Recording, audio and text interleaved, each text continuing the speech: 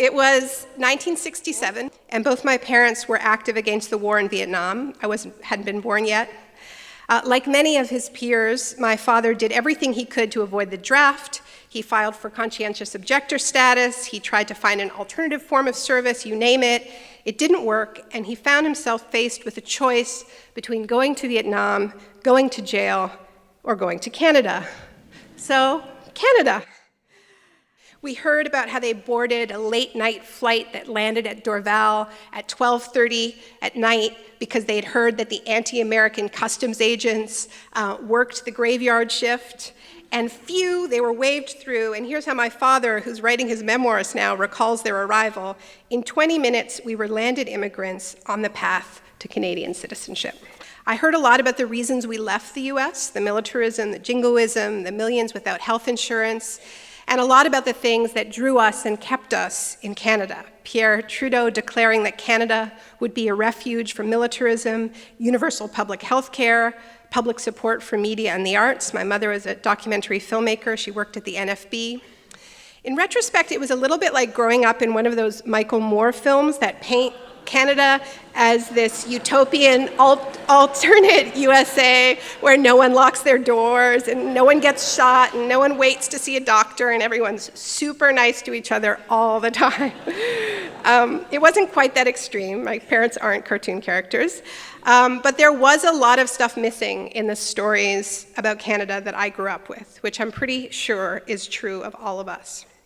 We now know, for instance, that while Canadians were feeling righteous and principled about not joining the war in Vietnam and welcoming draft dodgers, Canadian companies were selling weapons and billions in other materials to supply the US war effort in Vietnam, including napalm and Agent Orange.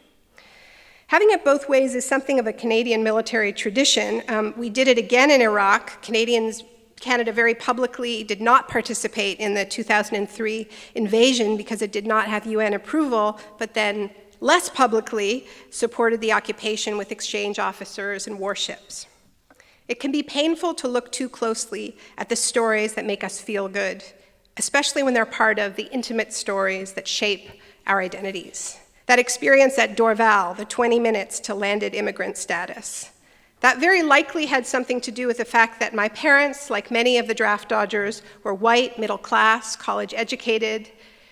And these were not the only people fleeing war that Canada welcomed in this period. We also received 60,000 Vietnamese refugees. But this window of openness was relatively brief, a response in part to our shameful refusal to accept Jewish refugees during the Second World War.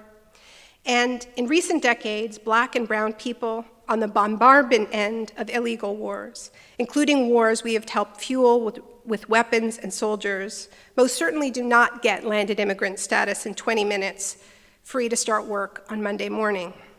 Thousands shamefully are thrown in jail for years, charged with absolutely no crime.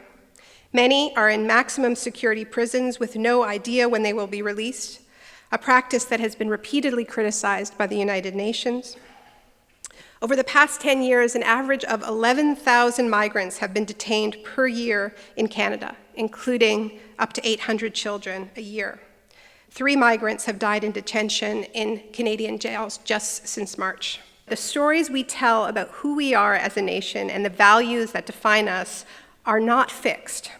They change as facts change. They change as the balance of power in society changes. But these changes are not all some smooth and steady march towards progress and enlightenment. There are setbacks too, which is why regular people, and not just governments, need to be active participants in this process of retelling and reimagining our collective stories, symbols, and histories. Interrogating the stories we have grown up with is healthy. When the stories feel helpful and true, resolving to do more to live up to them is also healthy.